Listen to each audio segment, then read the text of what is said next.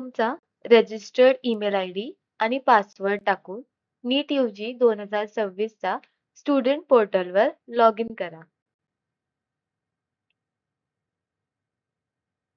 डाव्या बाजूला नॅव्हिगेशन मेनूमध्ये profile status, document upload, applied session यांच्या खाली ग्रीव्हियन्स हा पर्याय दिसतोय. त्यावर क्लिक करा. पान उघडल्यावर वरती तुमचा ॲप्लिकेशन नंबर दिसतो. तो बरोबर आहे का ते एकदा तपासून घ्या.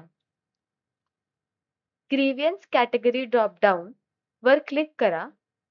Gender, category change, qualification, claim exemption यापैकी योग्य ती कॅटेगरी निवडा.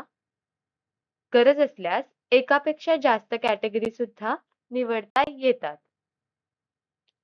उजवीकडे ग्रीव्हियन्स डिस्क्रिप्शन बॉक्समध्ये तुमची अडचण नेमकी आणि स्पष्ट शब्दात लिहा.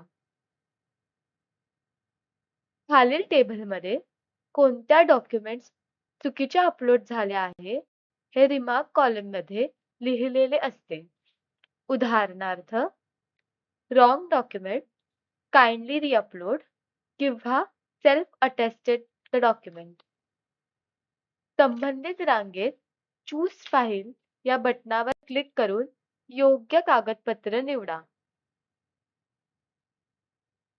एकाच वेळी अनेक फाईल्स द्यायच्या असतील तर वरती असलेल्या चूज फाईल्सचा वापर करा.